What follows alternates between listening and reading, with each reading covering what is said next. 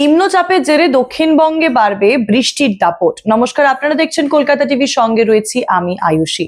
আগেই জানিয়েছিলাম যে দেশের 18টি রাজ্যে আবহাওয়া দফতরের পক্ষ থেকে সতর্কবার্তা জারি করা হয়েছিল। জানানো হয়েছিল যে ভারী থেকে অতি ভারী বৃষ্টি হতে পারে কিছু রাজ্যে, তার সঙ্গে কিছু রাজ্যে আবার হতে পারে শিলাবৃষ্টিও। সেই তালিকায় ছিল পশ্চিমবঙ্গ। কথা মতো সোমবার সকাল থেকেই কিন্তু কোথাও কোথাও ভারী, কোথাও কোথাও অতি ভারী বৃষ্টি, আবার কোথাও কোথাও মাঝারি বৃষ্টির দেখা মিলেছে। এটাও জানানো হয়েছিল আবহাওয়া দপ্তরের পক্ষ থেকে যে মঙ্গলবার কমতে পারে বৃষ্টির দাপট। তবে যে নিম্নচাপ তৈরি হয়েছিল বঙ্গোপসাগরে, যেটা সোমবারে এসে আছড়ে পড়ে পশ্চিম বাংলায়, সেই নিম্নচাপের জেরে কিন্তু বৃষ্টির থেকে বিরাম মিলবে না দক্ষিণবঙ্গে বা উত্তরবঙ্গে।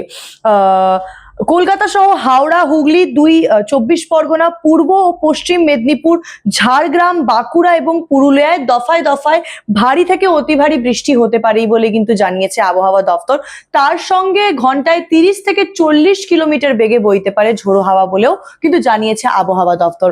আরো একটা উল্লেখযোগ্য বিষয়, আবহাওয়া দপ্তরের পক্ষ থেকে জানানো হয়েছে যে কিছু কিছু জেলায় কিন্তু জারি করা হয়েছে লাল সতর্কবার্তা বা রেড অ্যালার্ট। যে কারণে যারা মৎস্যজীবী রয়েছেন তাদেরকেও কিন্তু একটা বিজ্ঞপ্তি জারি করে জানানো হয়েছে তারা যাতে কোনো মতেই কোনো জলের কাছে না যান, বা এই কদিন যেন কোনো সমুদ্রে মাছ ধরতে যাতে তারা না যান, সেই জন্যও কিন্তু একটা সতর্কবার্তা জারি করা হয়েছে।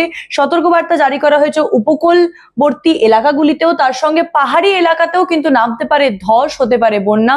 সেই কারণে সেখানেও কিন্তু একটা সতর্কবার্তা জারি করেছে আবহাওয়া দপ্তর।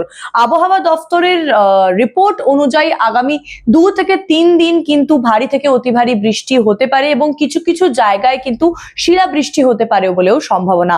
আরো খবরের জন্য চোখ রাখুন কলকাতা টিভির পর্দায়। রাত দিন 7 দিন।